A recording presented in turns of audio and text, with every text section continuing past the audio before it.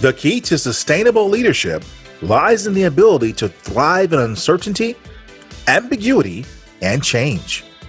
Grand Heron International brings you the Coaching Assistance Program, giving your employees on-demand coaching to manage through a challenging situation and arrive at a solution. Visit grandheroninternational.ca/podcast to learn more. This podcast is part of the C-Suite Radio Network, turning the volume up on business.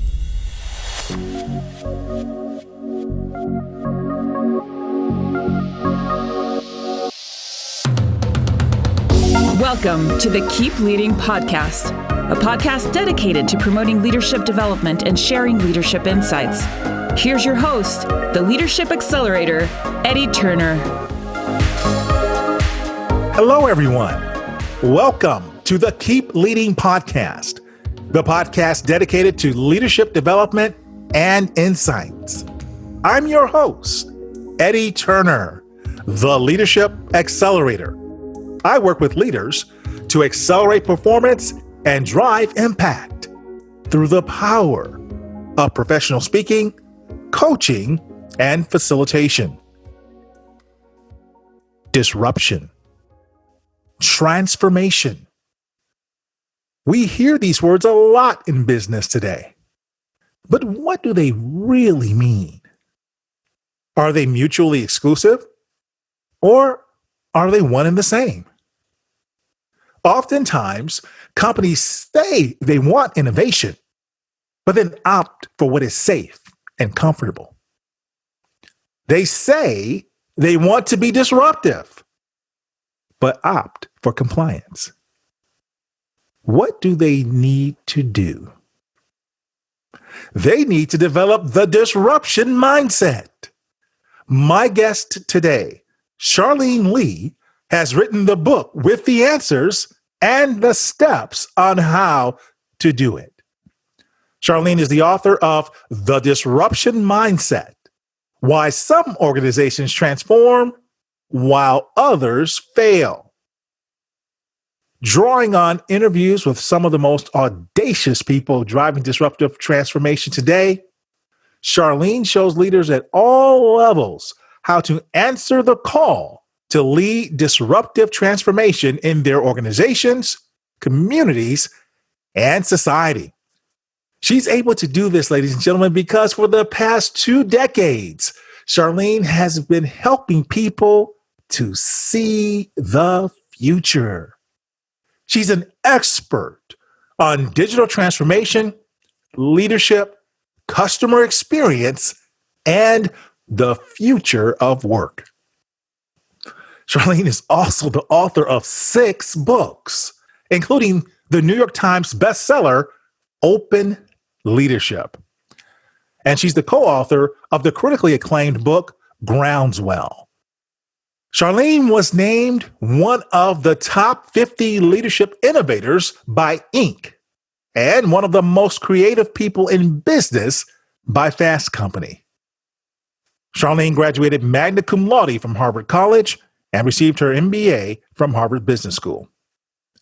And if that isn't enough, since 2012, with more than 266,000 followers, Charlene has been one of the few people designated as a LinkedIn influencer. So for this and many reasons, I am absolutely excited to have Charlene Li on the Keep Leading Podcast today. Charlene, welcome to the Keep Leading Podcast. Thank you, Eddie. Thank you so much for having me. It is truly an honor to have you here. And I have to tell people, you and I met at the inaugural annual meeting for Marshall Goldsmith's MG100 coaches. And you are just an incredibly warm, personable, and supportive person. In addition to all your major accolades, you're just a down-to-earth person. And so much so, you actually started coaching me right there on the spot, just took over. And I fell in line, and you disrupted my life on that day, and I followed through. You sure did, Eddie. It was my honor to be able to do that, to serve you. Well, you're fascinating. And so when we think about just all the things that you've done, tell me what I missed. What else should we know about you? I am living in San Francisco. I also am the parent of 2 college-age kids. So I am not an empty nester, but a free bird. And this was better, more positive, optimistic term for that.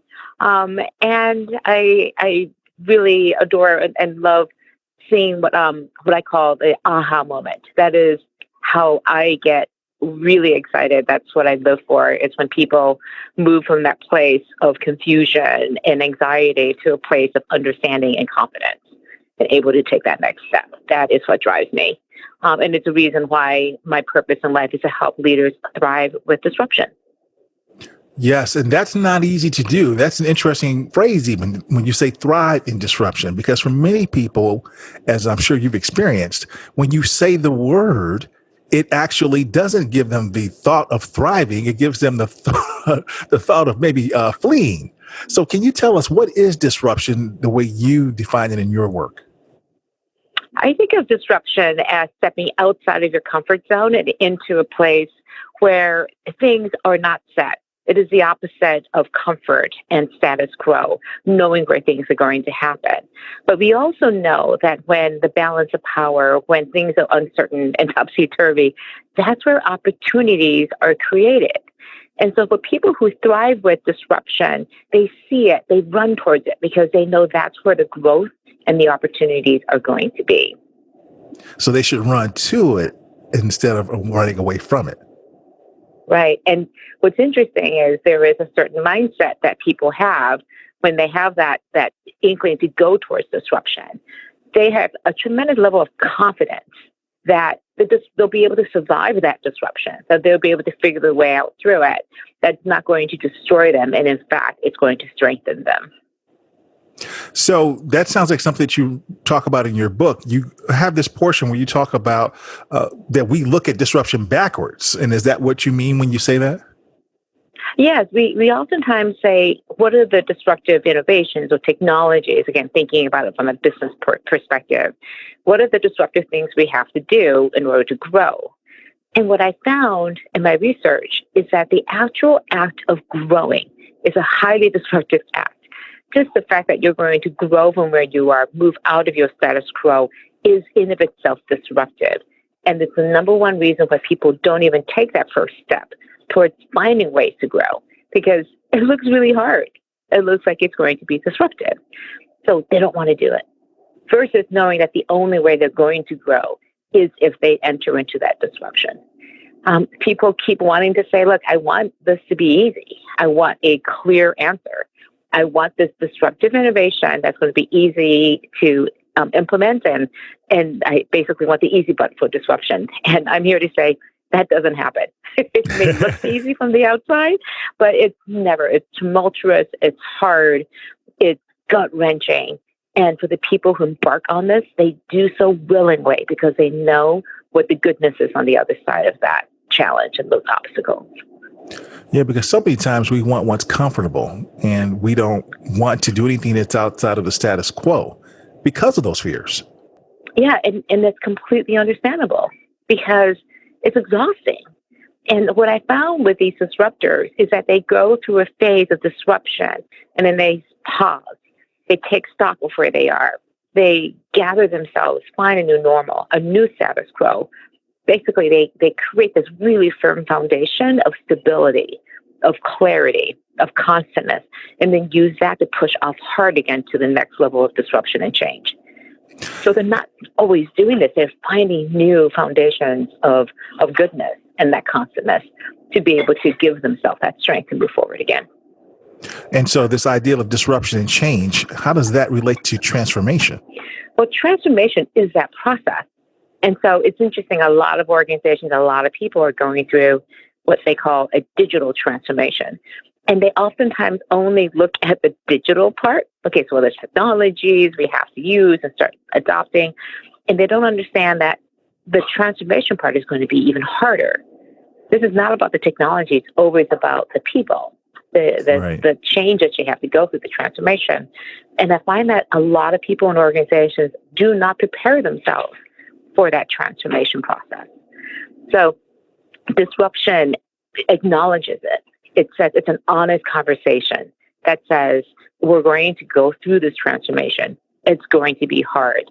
Let's prepare ourselves for this.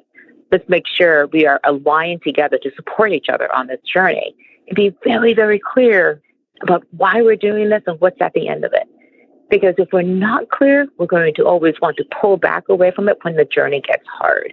We're like, oh, it's too hard. Let's stop. Let's go back to what we know well. And because we know that works kind of okay, maybe we can just put up with that for a few more months, a few more years.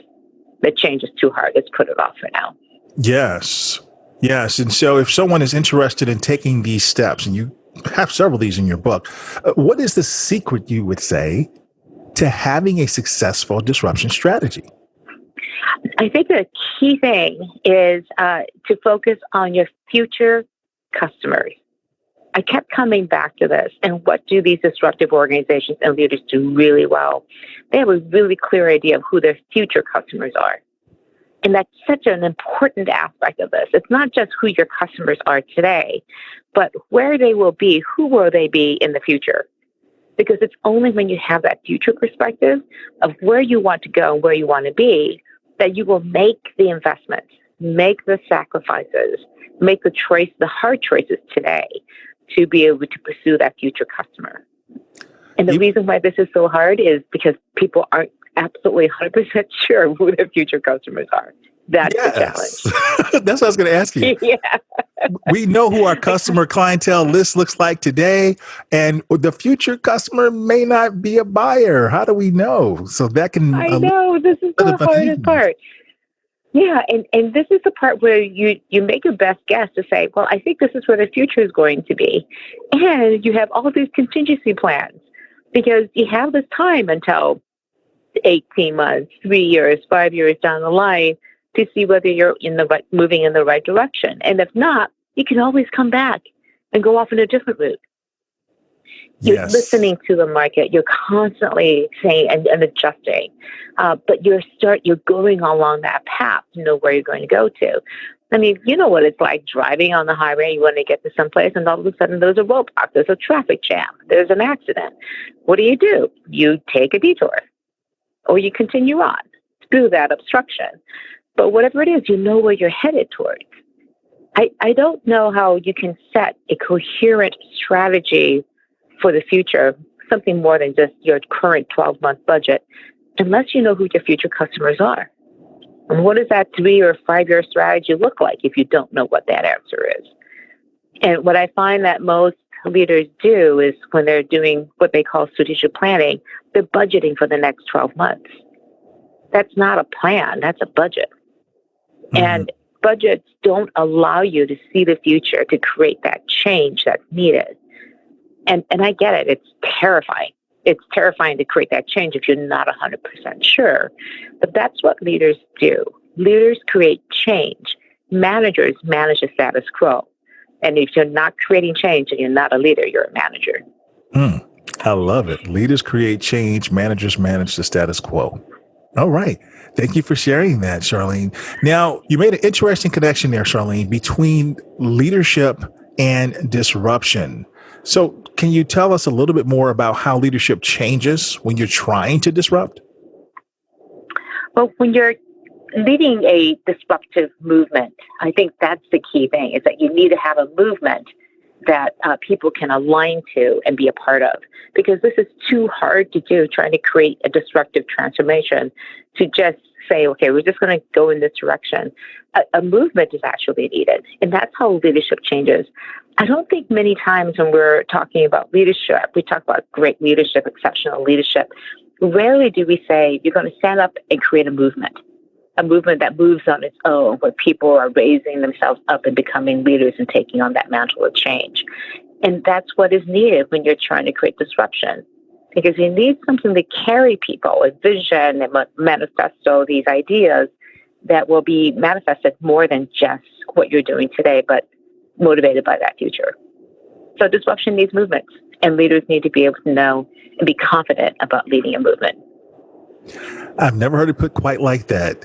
Leaders need to get comfortable leading a movement. I like it.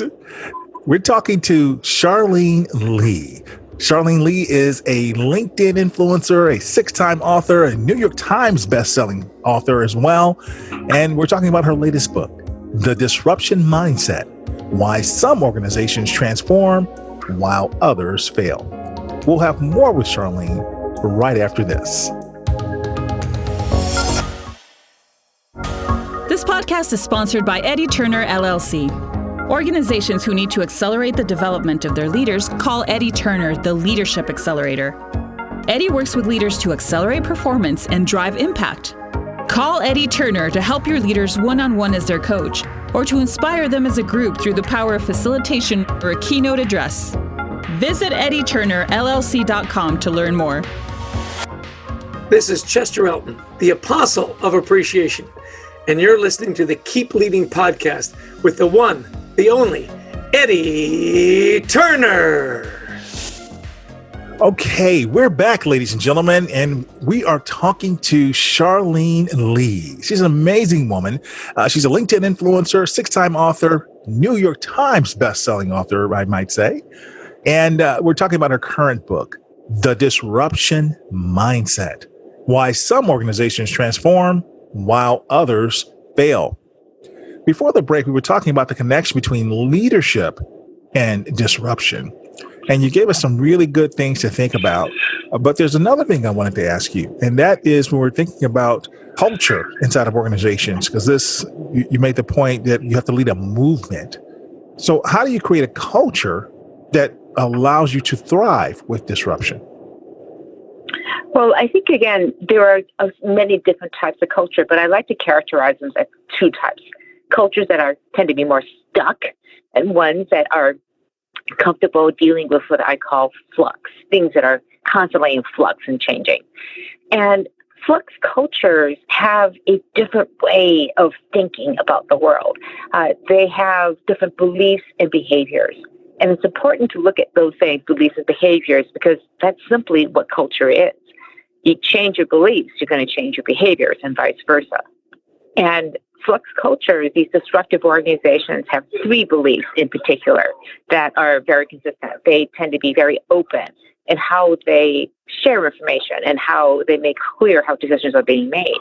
They have a tremendous level of agency where the people inside those organizations feel like they are themselves owners.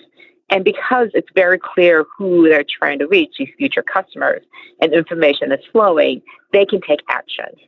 And then the third thing is a belief that there's a bias for action, and that because your customers are moving so quickly away from you, you have to act as quickly as possible. So as soon as you have enough data to make an informed choice, you make it. And if it doesn't work out, then you always know you can come back, because they're confident that like 99% of decisions that are made can be reversed if they're not the right one. And that actually is a challenge for a lot of people, as I'm sure you see, right? When do we have enough data? You have some folks that get caught into paralysis through analysis. I mean, when do we know we can move on? I call it minimally viable data. As soon as you have just enough data to know that one choice is better than the other, make that decision. Because the only way you're going to get better at knowing it's the right decision is to actually go make it.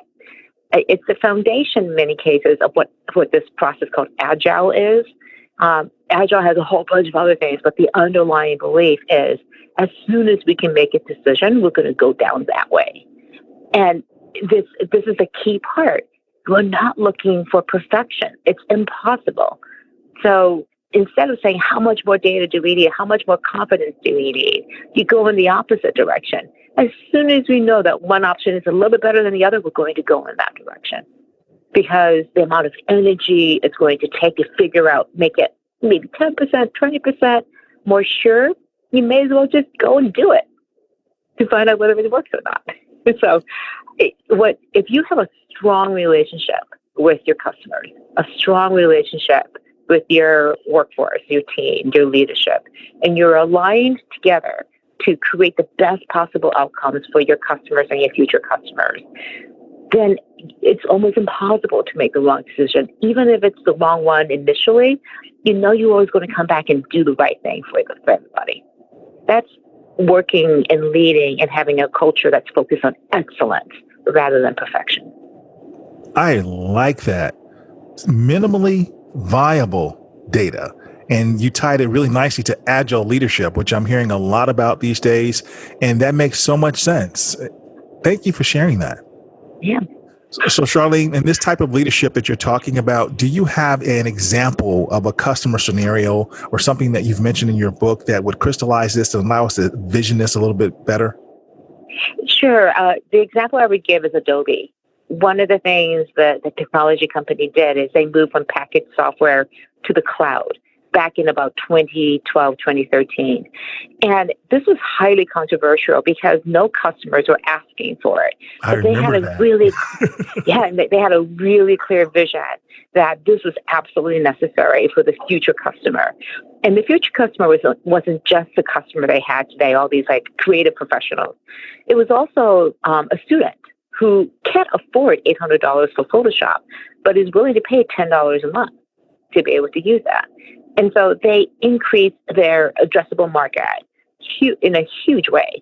But the existing customers were so up in arms that almost 50,000 of them signed a petition saying they wanted to go back.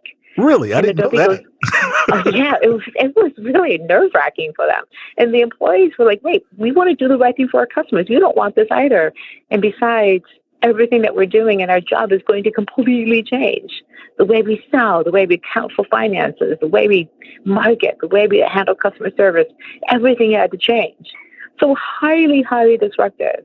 And the leaders were absolutely convinced that this was the future. To their credit, they never blinked against all of these adversities, all of these issues. They go, we have burnt the boats. We are not going back. There was no boat to go back and we burnt them. There's only forward. So on so many fronts, I just think it's the ultimate story. And I just tell you about the culture. The culture at Adobe was such that people, they really foster the fact that anybody can say anything to anybody, including the CEO. An intern could talk to the CEO. That makes a big difference. And so as it was going through this huge amount of change internally, they did a huge amount of listening. They heard all the concerns, but hear you. And they made adjustments based on the feedback from both the customers and employees. So they had this idea. They never took their eye off of it, but they made adjustments. They made changes, but we're not going back. But how can we make this better for you is what they asked. How can we make this better? So they made some fundamental changes. And their culture was, again, of openness. They kept everybody clearly aligned about what they were doing. There was strong agency that anybody up and down throughout the organization could take action against this move. But again, we're not going back. We're going forward. But you have an idea and a way to make this better, by all means, take it. And the bias for action is they were making so many changes in such a short amount of time. And they knew a lot of them weren't the right ones, but they said, we can't wait to figure out the right ones. But we have confidence in our relationship that we can make these mistakes and our customers will understand, our employees will understand that we're trying to do this in the right way. We won't know until we try it.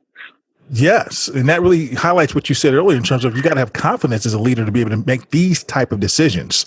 Because some people would say, wow, you're really betting a farm on something that is uncertain. And that's why I really appreciate that phrase you introduced, minimally viable data.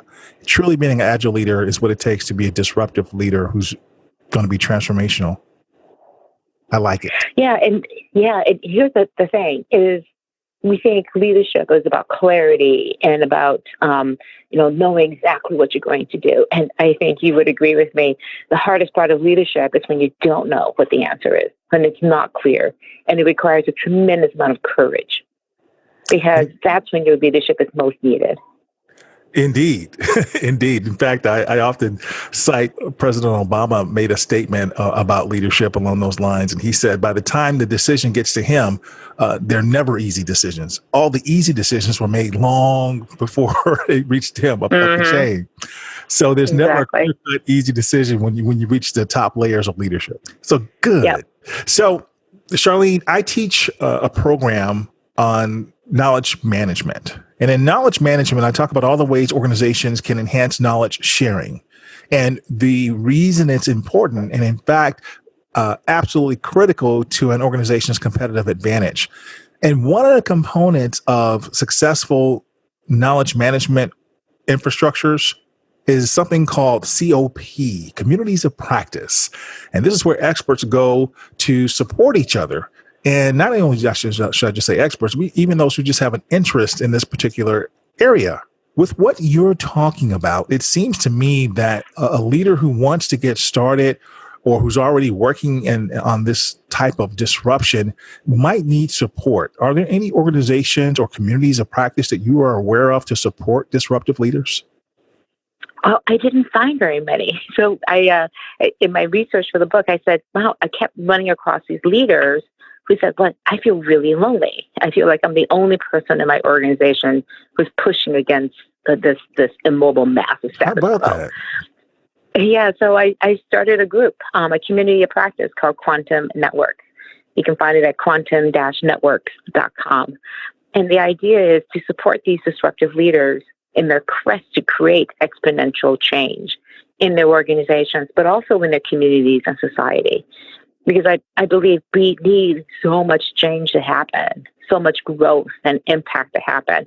We're not going to get there by incrementally making changes happen. We need to think about how can we exponentially speed up the change and the impact we want to have in our organizations. Wow. Now, I thought I did a lot of research on you before we got started, and somehow I missed this. Is this new, or did I just do bad research? It's brand new. So Okay.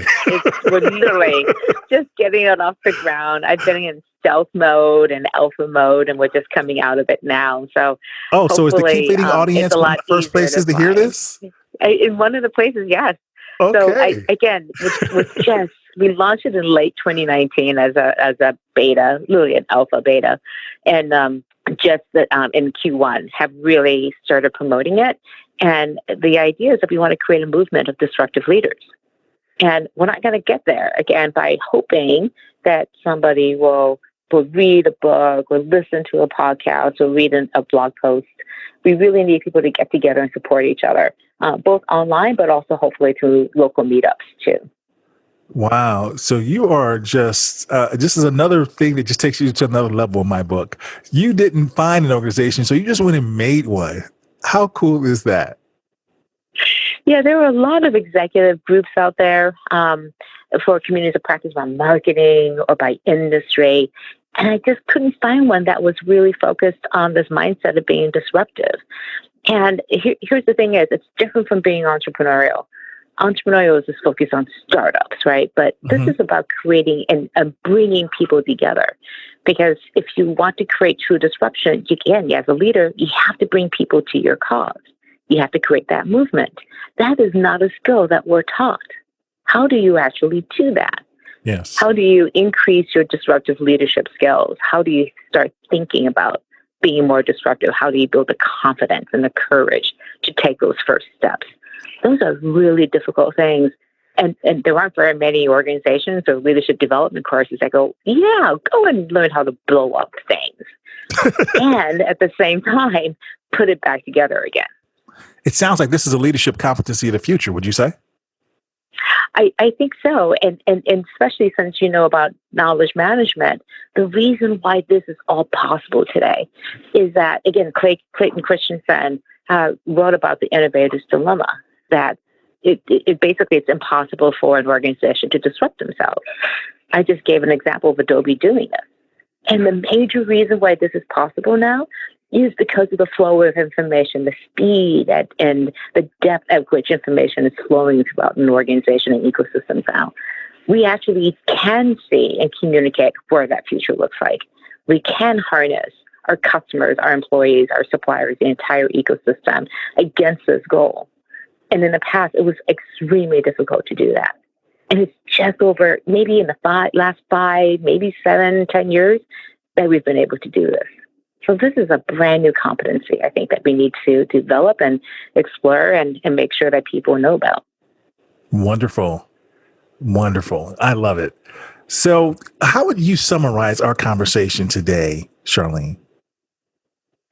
I would summarize it by saying disruption is something that I think everyone needs to think about because it's not an absolute. You don't go and be absolutely disruptive or not. It's a gradient. And think about the one thing that you could change in your world, the one thing that really could make a big difference in your organization, in your community, and society. And then ask the question, why not you? Why not me? Why shouldn't I be the person to create that change? And then take the first step towards it. Why not me? All right.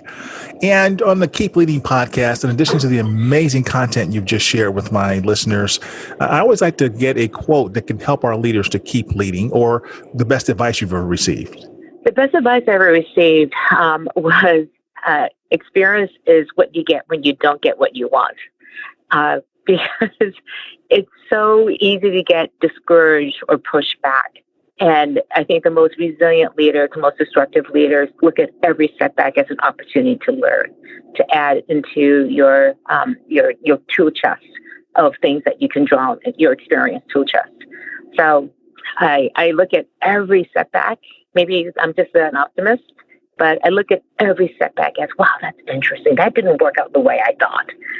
Why isn't that? Why didn't that happen? And learn from that and move forward again. Rather than wallowing in the fact that it didn't work out. Experience is what you get when you don't get what you want. And it sounds like that's what you did when you created that group. So now you got experience in that case. Well, when I set up the group, I'm like, I don't know what I'm doing. I have talked about, communities and social networks for the past 20 years. And I said, I really don't know what I'm doing, but I hope you will join me on this journey. And we'll figure it out together. And join you on this journey, many will, including listeners of the Keep Leading podcast. Charlene, thank you so much for being on the show today. Where can my listeners learn more about you? They can come to my website, charleneli.com, and you can find me on all the social various channels. I hope that you were connected with me. I would love to hear from you. Again, Charlene Li is my handle, and charlene@charleneli.com is my email. And I do mean that. I really do want to hear from people. And I give this information out to people. Nobody ever writes to me, Eddie. So I hope people will. I hope they reach out and connect with me. You all heard her. Reach out to Charlene. She means it. She's sincere, and she really is one of the nicest people you'll ever meet. And as I said, she started coaching me. It just took over my life right away. So she means it. Charlene, we're going to put these in the show notes and make sure that folks, whether they're holding their phone in their hand or they are on the website, they will have access to all these links to be able to reach out and connect with you and get to know you. Fantastic. Thank you again so much, Eddie. Thank you, Charlene, for being a guest on the Keep Leading podcast. And thank you for listening. That concludes this episode, everyone. I'm Eddie Turner, the Leadership Accelerator, reminding you that leadership is not about our title or our position. Leadership is an activity. Leadership is action. It's not the case of once a leader, always a leader. It's not a garment we put on and take off. We must be a leader at our core and allow it to emanate in all we do. So, whatever you're doing, always keep leading. Thank you for listening to your host, Eddie Turner, on the Keep Leading podcast. Please remember to subscribe to the Keep Leading podcast on iTunes or wherever you listen. For more information about Eddie Turner's work, please visit eddieturnerllc.com. Thank you for listening to C-Suite Radio, turning the volume up on business. Hey C-Suite Radio listeners, if business is war, then you need the best possible ammunition and training to win the fight. Join us April 19th through the 21st on the USS Wisconsin in Norfolk, Virginia for the C-Suite Network Leadership Forum. Here distinguished military leaders discuss battle-tested management strategies as you network with America's top CEOs. Sign up today at c-suiteforums.com/battleship and use code Battleship Hero. You don't want to miss out on this once-in-a-lifetime experience. Again, that is c-suiteforums.com/battleship. Code Battleship Hero, no spaces. We'll see you there.